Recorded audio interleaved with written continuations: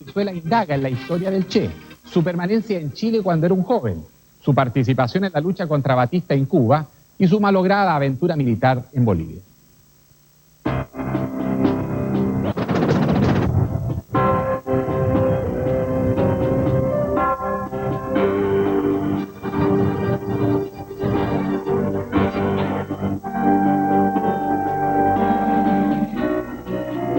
El cadáver está aquí, estaba su cabeza sobre esta parte así, todo su tronco estaba en esta parte. Él se podía notar solamente en él que tenía una herida en el tórax, en la parte izquierda, y tenía tal vez unas cicatrices en las manos. El 9 de octubre de 1967, en el recóndito pueblo de La Higuera, en Bolivia, es fusilado Ernesto Guevara de la Serna, el Che Guevara. Moría un hombre, moría el guerrillero más polémico de este siglo, pero también nació un mito que hasta hoy se nutre del misterio y de más preguntas que respuestas. Europea, de alguna manera Chile como... Fantasma del pasado, el Che Guevara volvió a recorrer los campos y las ciudades de América Latina. Por fin, un militar boliviano, el ahora retirado general Mario Vargas, dio algunos indicios sobre el lugar del entierro del Che Guevara, en las inmediaciones de la pista de aterrizaje del pueblo de Valle Grande. Firmamos el acta correspondiente que certifique ese entierro, pero de ahí a que ahora usted me diga, señale el lugar, es decir, dista mucho. Pese a la poca precisión de los datos aportados por el general Vargas, en Bolivia dio inicio a una inmediata búsqueda. El gobierno del presidente Sánchez de Lozada creó una comisión especial que, en base a los testimonios de ex soldados y pobladores de Valle Grande, se abocó a la misión casi imposible de dar con el paradero de los guerrilleros muertos hace ya 30 años. La historia de una guerrilla extraña, con revolucionarios importados de Cuba, Perú y Argentina. Una fuerza invasora para algunos, heroica para otros, liderada según muchos por un gran idealista y según otros por un fanático cegado por la ideología.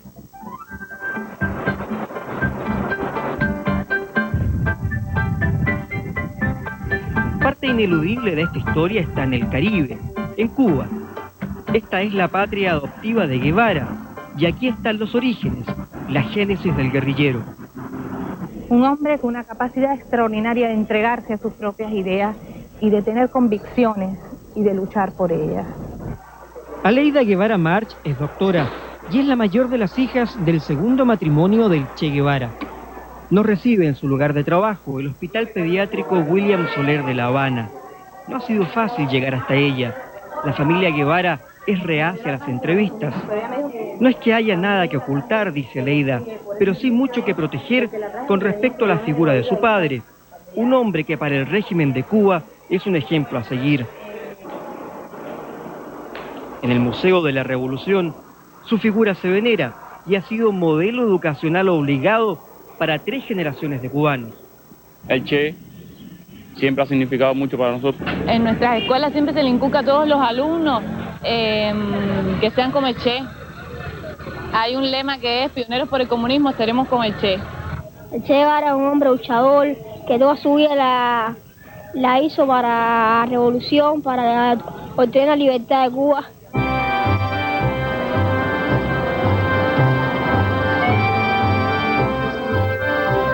A miles de kilómetros de Cuba, en París, la ciudad luz, buscamos a un hombre que puede aclarar una parte de las preguntas.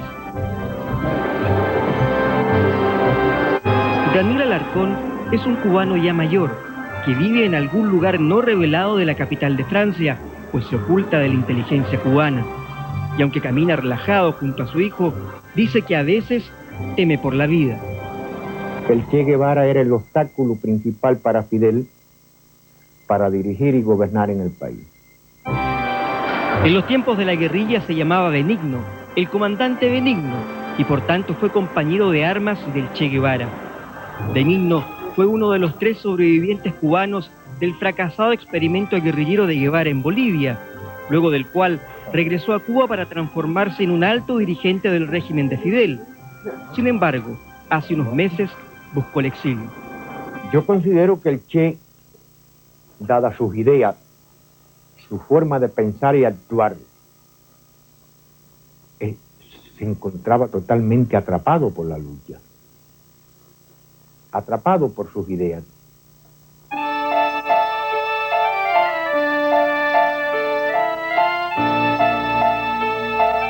Guevara nació en Rosario, Argentina, en 1928. Hijo de Ernesto Guevara Lynch y Celia de la Serna, se educó en el seno de una familia católica acomodada, la cual no por ello estuvo lejana a las inquietudes sociales. Debido a un asma incipiente del pequeño Ernesto, la familia Guevara de la Serna tuvo que trasladarse hasta Córdoba cuando el chico apenas tenía 3 años. Su infancia habría sido casi perfecta, de no ser por la enfermedad. Según sus biógrafos, era un lector incansable y con una pasión muy fuerte, la poesía. Al entrar a la adolescencia, era un joven activo, llamado a la aventura. A dedo y en bicicleta, recorrió con su hermano Roberto casi todo el norte de Argentina. A los 17 años llegó con su familia a Buenos Aires y se inscribió en la escuela de medicina, aunque en verdad seguía más interesado en los viajes. Cuando aún cursaba su 7º año de carrera, decidió suspender los estudios y se fue con su amigo Ernesto Granados a recorrer América Latina en motocicleta. Un viaje que también lo traería a nuestro país.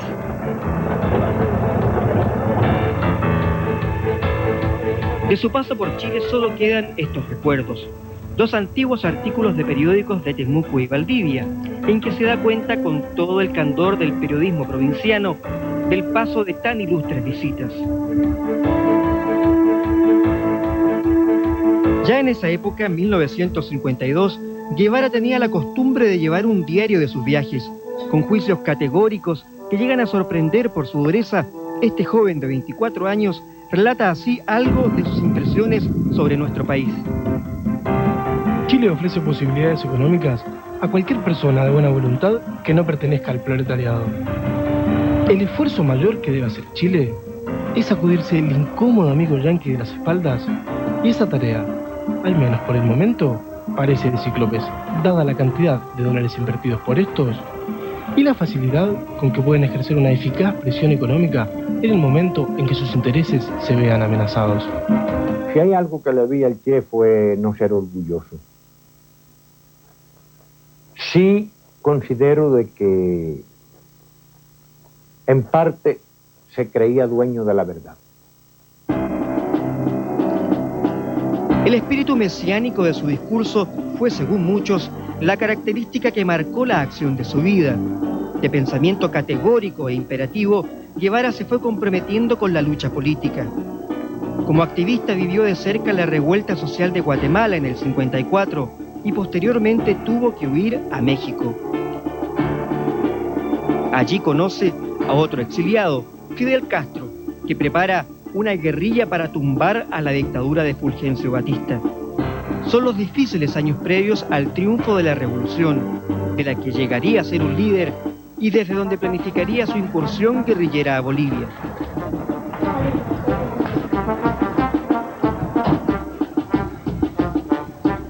En Bolivia muchos creen que el Che no consideró el sentir de este pueblo, apegado a sus raíces, a su identidad y a su gran nacionalismo. Imagínese usted a su país en este momento que llegue un grupo de, qué sé yo, cubanos o argentinos o peruanos de cualquier lugar y vaya, diga, hemos venido a liberar este país de la no sé qué, de la opresión, del imperialismo y no sé cuánto. ¿Quiénes son estos extranjeros? ¿Qué es lo que vamos a hacer nosotros acá? Gary Prado en los años de la guerrilla era capitán y fue su patrulla la que capturó a Guevara. Hoy está postrado en una silla de ruedas a raíz de un accidente y ve con distancia la figura del Che, la misma que sintió cuando éste quiso imponer a Bolivia su modelo socialista. Asegura que si bien el Che podía ser un símbolo de la izquierda, en Bolivia no era nadie y que nadie quiso apoyarlo. Además afirma que en su país no existían condiciones para ninguna guerrilla, pues había estabilidad social y una reforma agraria exitosa, pese a las sazonadas militares y el inconformismo de algunos. Mario Chávez hace 30 años era uno de esos inconformistas. Hoy es un anciano que vive alejado de toda bulla en su casa en Santa Cruz. Con un indisimulado orgullo se recuerda de su pasado y de la invitación hecha por los hermanos Inti y Coco Peredo para participar en la guerrilla de Guevara. Los hermanos Peredo, dos militantes destacados del Partido Comunista Boliviano, le pidieron ser un informante de la guerrilla. Para ello, Chávez se instaló con un hotel en el pueblo de Lagunillas, la fachada necesaria para cumplir con su misión. Todos los periodistas, todo el mundo ahí se alojaban hasta para dormir en mi casa, inclusive los militares. Chávez dice que solo un grupo muy pequeño de hombres sabía en los meses previos a la llegada del Che que se avecinaban tiempos de guerra y que tal vez la muerte los esperaba. En esos años, esas eran las reglas del juego. El mundo de la Guerra Fría, marcado por antagonismos ideológicos que fácilmente llegaban a ser fatales. Un mundo donde el reciente triunfo de la Revolución Cubana era un modelo que muchos querían imitar. Por esos días, junto a Fidel, otro comandante brillaba con luz propia, incluso desde antes del triunfo de la Revolución, el médico argentino Ernesto Guevara. Si era un malvado o un santo, dependía simplemente del bando en que se estaba.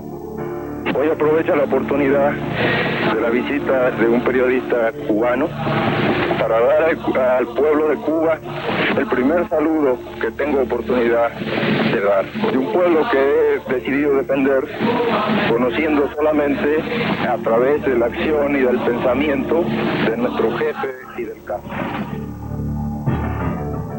Quienes lo conocieron en esos años de la Revolución Cubana lo describen como un hombre tranquilo, disciplinado y poco expresivo, diferente al temperamento tropical de los cubanos, amigo de sus amigos y adversario implacable de sus enemigos, reservado en la vida personal, de la cual nunca hablaba, separado de la peruana Hilda Gadea y vuelto a casar con la cubana Aleida March, la madre de estos 4 niños que formaban en Cuba su entorno más íntimo.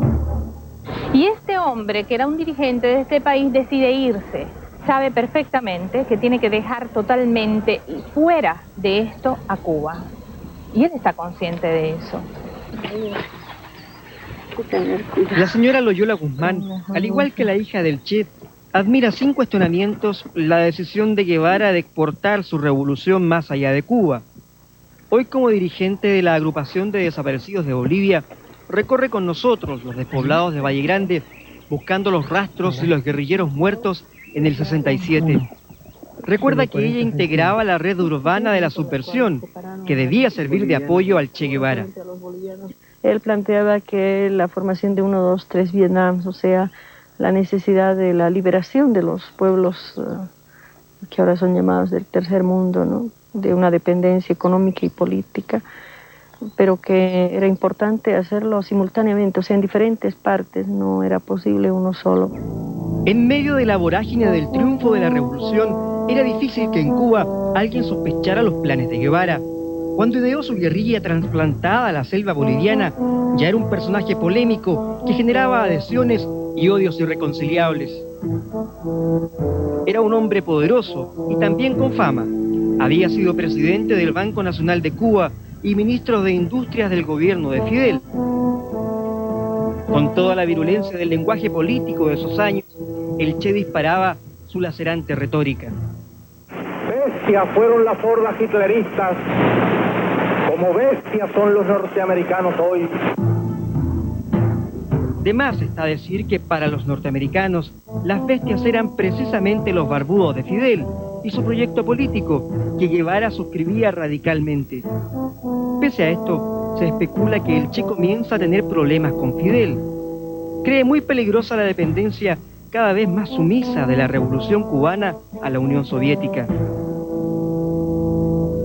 En sus viajes como embajador de la Revolución, tuvo cercanos contactos con China, por entonces una enconada enemiga de Moscú.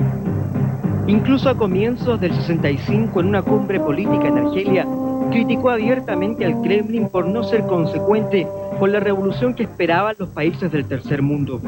A su regreso a Cuba, es recibido con frialdad por Fidel, y días después desaparece misteriosamente de la vida pública. ¿Es esta la gota que colma el vaso y produce el quiebre?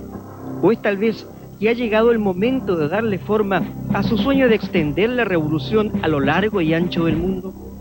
Ha desaparecido una figura que es amada, pero nadie sabe bien dónde está. Inmediatamente la CIA empieza a movilizar opiniones y a decir que si Fidel y Raúl habían asesinado a mi papá o qué sé yo. Fidel entonces se ve obligado a leer la carta de despedida de mi papá, que él no quería leerla, porque al leer esa carta estaba obligando a mi papá a quedarse fuera. El Che no estaba de acuerdo con una gran parte de la política que Fidel estaba practicando.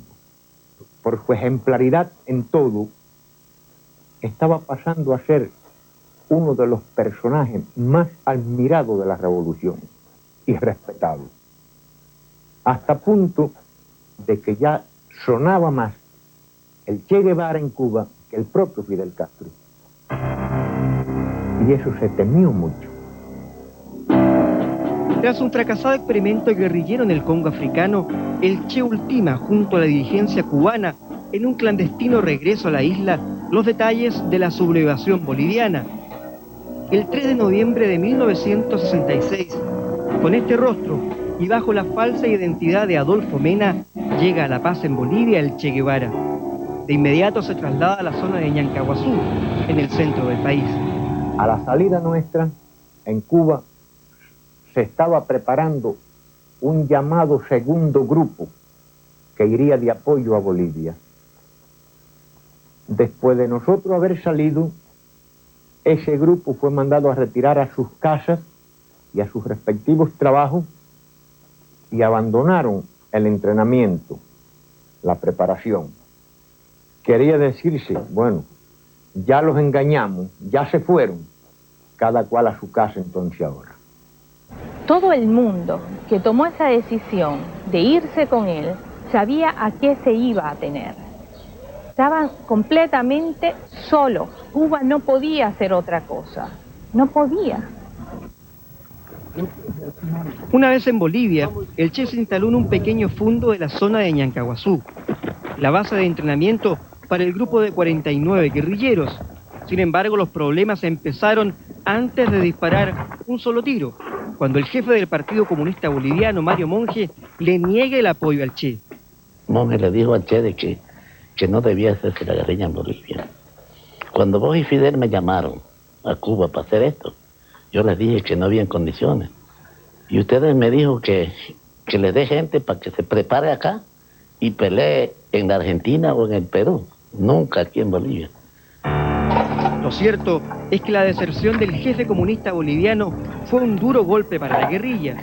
Aún así, Guevara decide seguir adelante, pues no le queda otra alternativa. Ese día nos hace una explicación de todo lo que podíamos esperar en un futuro.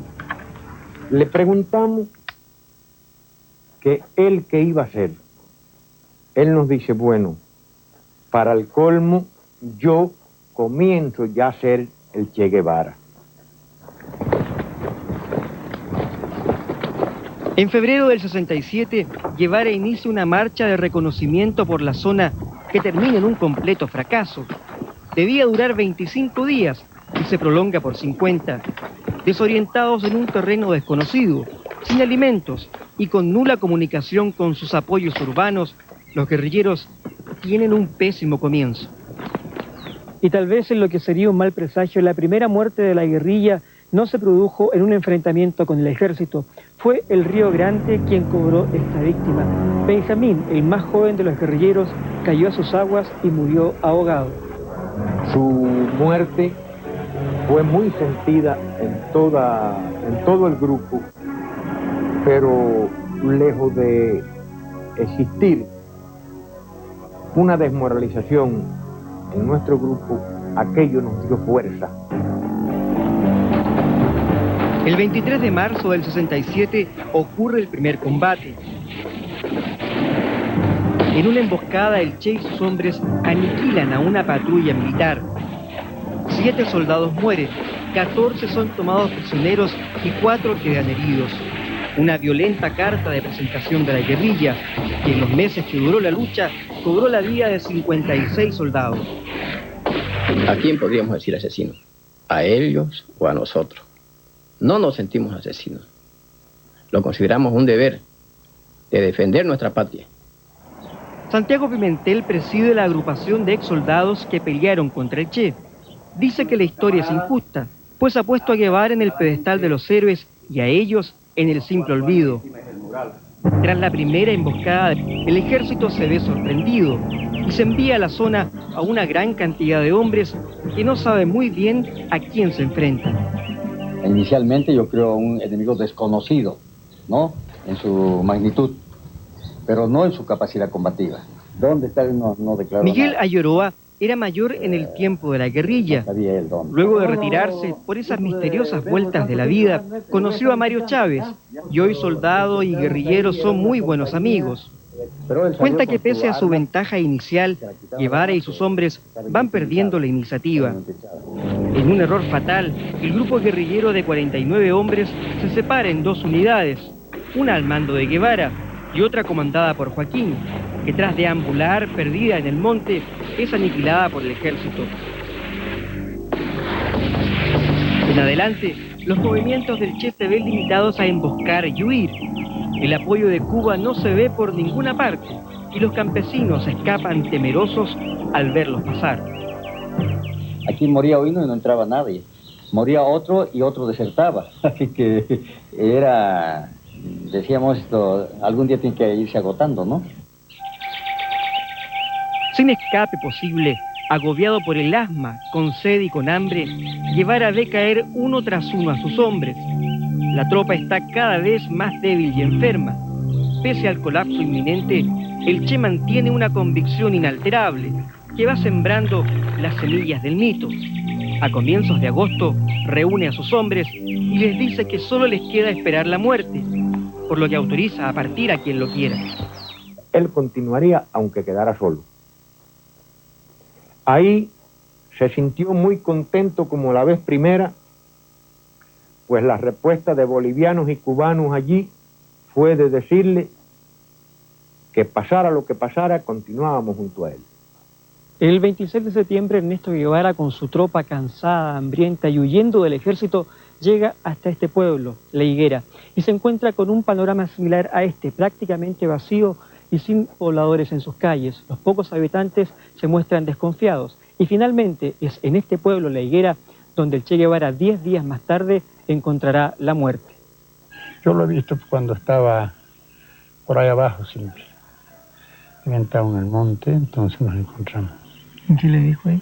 Me dijo que él andaba por la gente pobre, que quería que haga una igualdad, un nivel de... Esos son mis planes. Cuando se escucharon los primeros disparos del primer combate, parece que también conversó con la gente Guevara. El comandante aquí conversó. Por algo le digo que dijo que se retiren señoras y guaguas y todo. Vamos a tener un combate a sus casas, por favor. En la primera escaramuza, 3 de los hombres del Che caen muertos.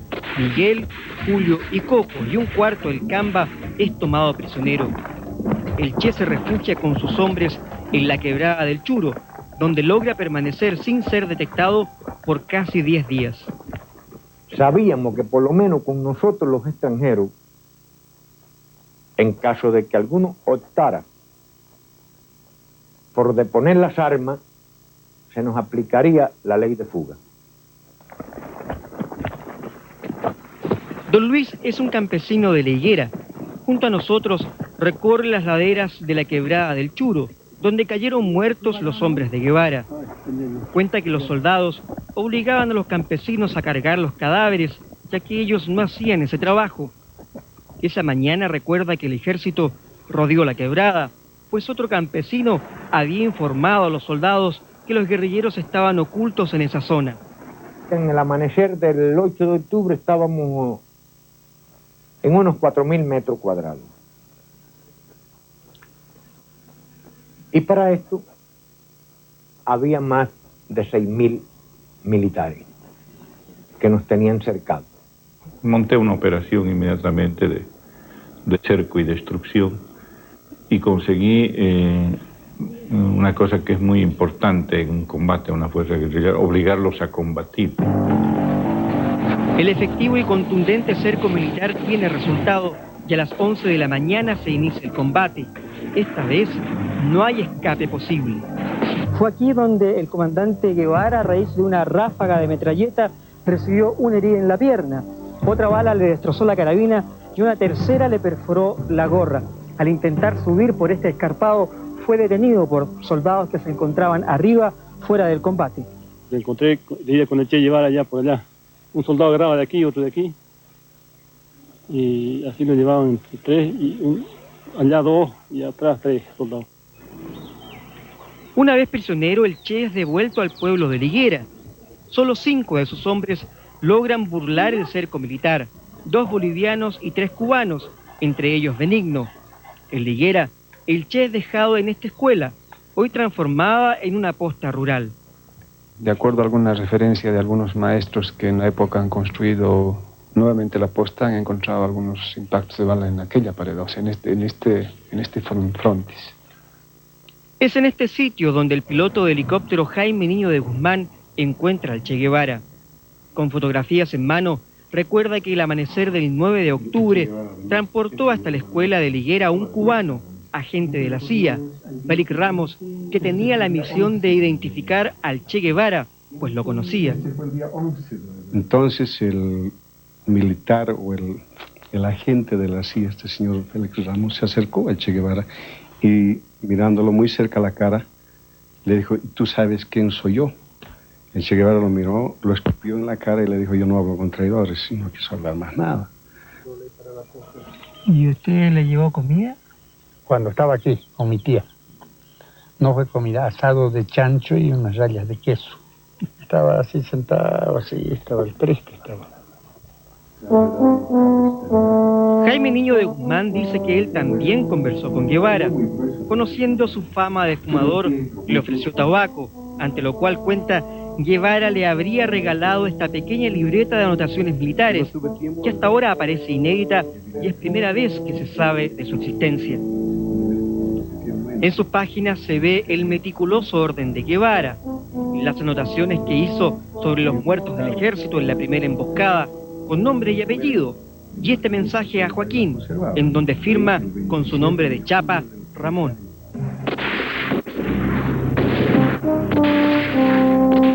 La orden de matar a Guevara la dio el entonces presidente de Bolivia, René Barrientos.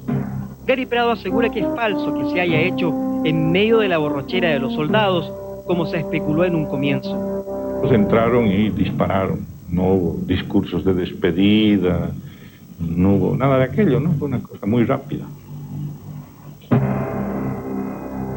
La muerte de Guevara fue noticia en todo el mundo.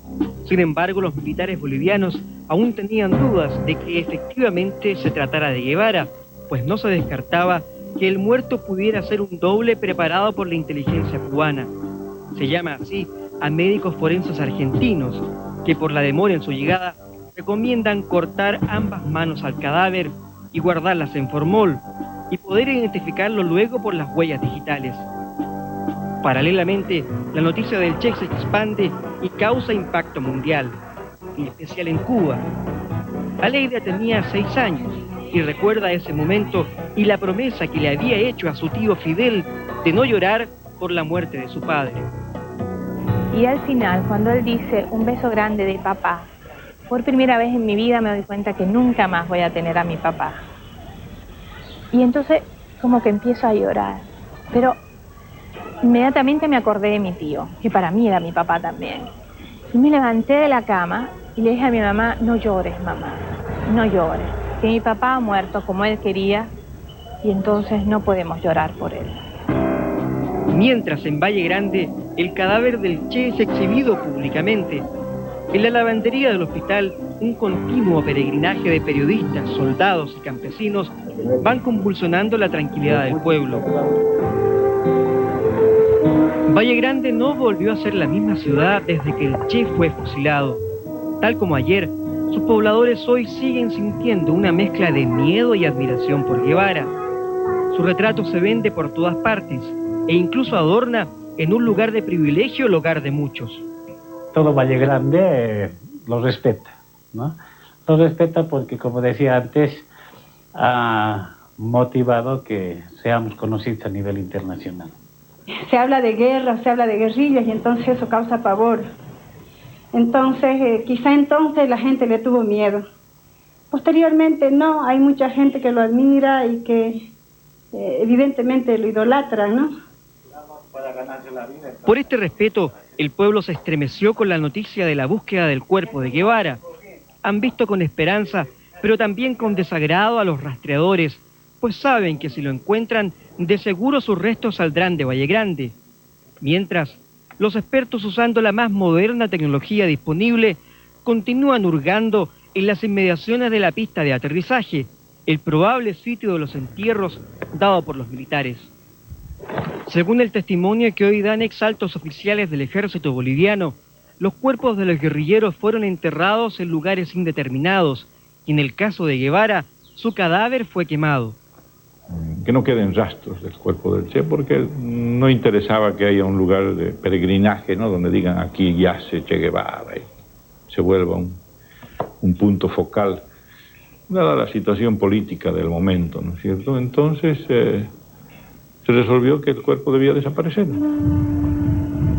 Pese a esto, la búsqueda sí tuvo algún resultado, eso sí, en una quebrada distante a unos 4 kilómetros del lugar en el que inicialmente se concentraron los esfuerzos.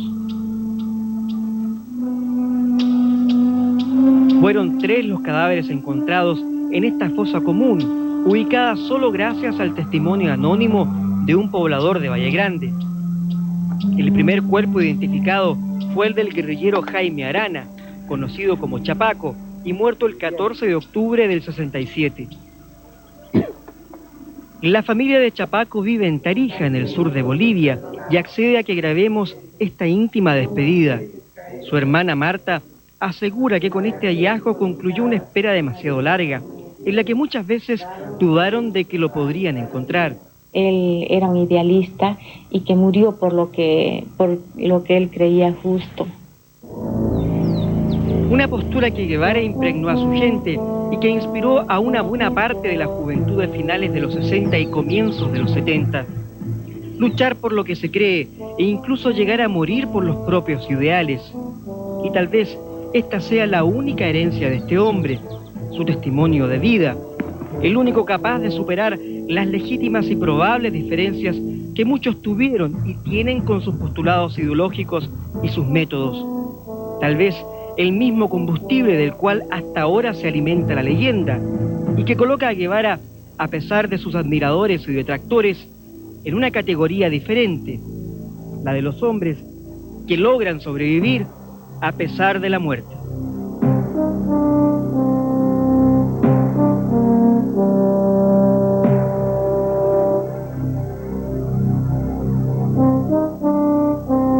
En un momento